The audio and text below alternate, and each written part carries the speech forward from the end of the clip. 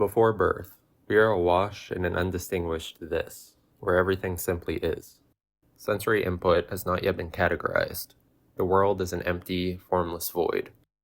After we're born, we in some sense develop a distinctive identity. I am now me and not you. You are you and not me. This is my hand, my voice. That is your hand, your voice. What was once a whole is now in pieces.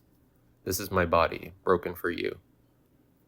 When sensations become categorized as good or bad, as pleasant or unpleasant, we develop some strategy for dealing with the bad sensations. The last strategy of this sort is vengeance. This strategy is a bit more complex than previous strategies, so please bear with me.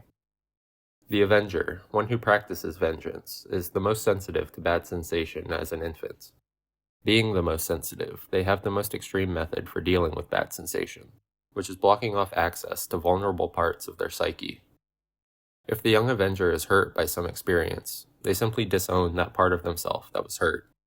In this way, they deny their weaknesses, toughening up, hardening, or numbing themselves, so they can survive what they perceive to be a dog-eat-dog world. What Avengers lose touch with is holy truth, the divine perspective that sees our shared being, the shared life that all distinct beings partake in. Having lost this perspective, the Avenger is only aware of our individual physical identities, and perceives themselves as having less life or vitality. This diminishing or taking of life is what the Avenger wishes to avenge. What they don't realize is that life is still fully available to them. No one took it away. The Avenger merely needs to open up and accept the life they're given. The walls they've erected to avoid bad sensation, the disowning of aspects of themselves they see as weak. These are the reasons the Avenger feels limited or deadened. From their perspective, however, it's not cutting themselves off that's the problem. It's that they were too weak to protect their life from those bad sensations they perceive as attacks. To the Avenger, life is a limited resource, something that must be fought for, and fight they will. The attempt to avenge their loss of life through egoic means results in lust, or excess, an insatiable desire for intense experiences. The truth is, no amount of worldly pleasure or power will fill the void in their soul, but that doesn't stop the Avenger from trying. To restore the life that was lost, the Avenger tries to squeeze every drop out of life, engaging in all manner of pleasure that promises to enliven them. They will also fight or punish anyone who gets in the way of this living, receiving enjoyment from the fight as well. When they or someone they care about is not allowed to live, which to the Avenger means expressing their animal desires, the deterrent is seen as an enemy that must be destroyed or dominated, a taker of life that carries guilt and must therefore be punished. Perceiving themselves, however, as being too weak to retain life as an infant, and occasionally in adulthood, the Avenger also carries this life-taking guilt and must be punished.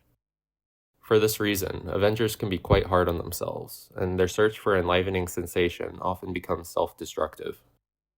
As previously stated, no amount of pleasure, power, or righting of wrongs will do the trick. What the Avenger needs is to open up, to live the life they've denied themselves. Nothing can make up for that loss. You may, however, think it's a worthwhile trade. If I make myself vulnerable, I may lose everything I fought for. Better to hold on to what I have. It's true that you may lose something, but you can gain something even better. Rather than clinging to your individual life, learning to identify with holy truth is the only thing that can truly make you invulnerable, the only thing that will satisfy your thirst for life. Your individual life is an expression of life itself, of being itself, all one life living out its good and perfect existence. When you can see this, you can see that there's nothing to lose and no one to take it from you.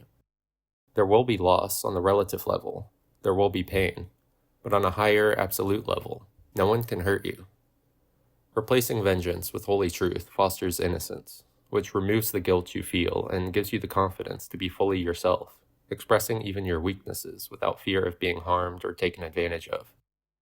We'll get more in depth on truth and innocence in the next video. For now, tell me, do you truly feel alive right now?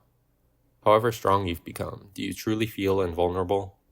Or do you feel as though you're constantly on the defense, trying to protect yourself, trying to win at life? If you still have your walls up, or if you want to fight me, you might be vengeful.